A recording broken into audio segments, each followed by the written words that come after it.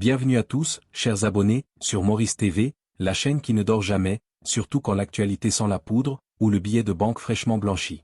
Aujourd'hui, on plonge dans le dossier qui fait trembler les murs de Melrose et transpirer les avocats de la capitale, l'affaire Mami Ravatomanga.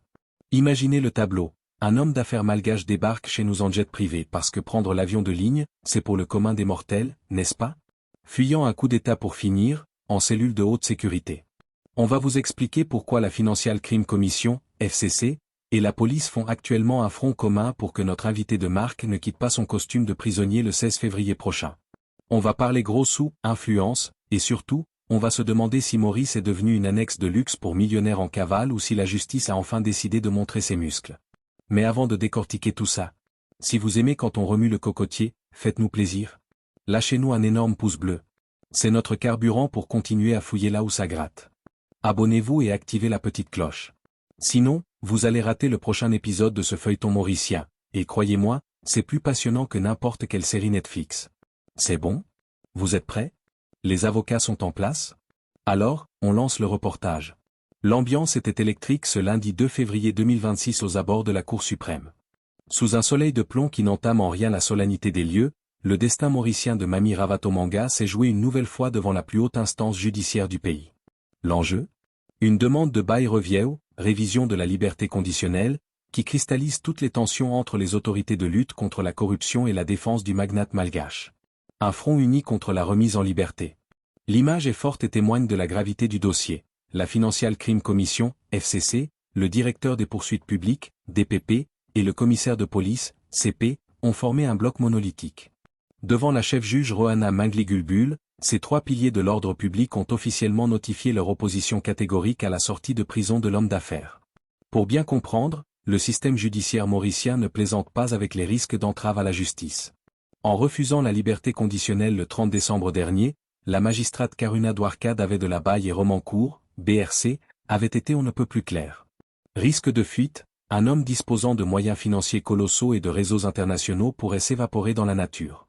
Manipulation de preuves, la crainte que des témoins clés soient intimidés ou que des documents sensibles disparaissent avant le procès.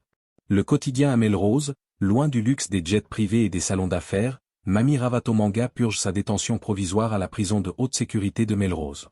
Pour un homme habitué aux suites des plus grands hôtels, c'est un choc de réalité brutale qui illustre la fermeté de l'État mauricien face aux délits financiers.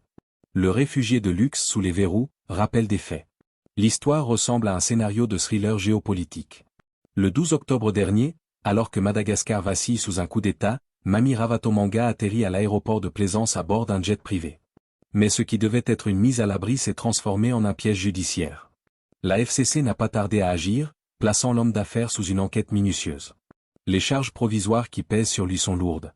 Blanchiment d'argent, 2 chefs d'accusation, on soupçonne que des fonds d'origine occulte aient été introduits sur le territoire mauricien. Complot en vue de trafic d'influence, une accusation qui suggère des tentatives de manipulation au plus haut niveau. Quel impact pour Maurice et ses citoyens? Pour le Mauricien lambda, cette affaire n'est pas qu'une simple chronique judiciaire. Elle touche à plusieurs points sensibles de la vie actuelle sur l'île. L'image de la juridiction financière. À l'heure où Maurice s'efforce de maintenir sa réputation de centre financier propre et transparent, le traitement de l'affaire Ravatomanga est un test grandeur nature. Les citoyens voient ici si la loi s'applique de la même manière pour les puissants que pour le commun des mortels. La souveraineté nationale. Dans les bazars de Port-Louis ou sur les ondes des radios privées, le débat fait rage.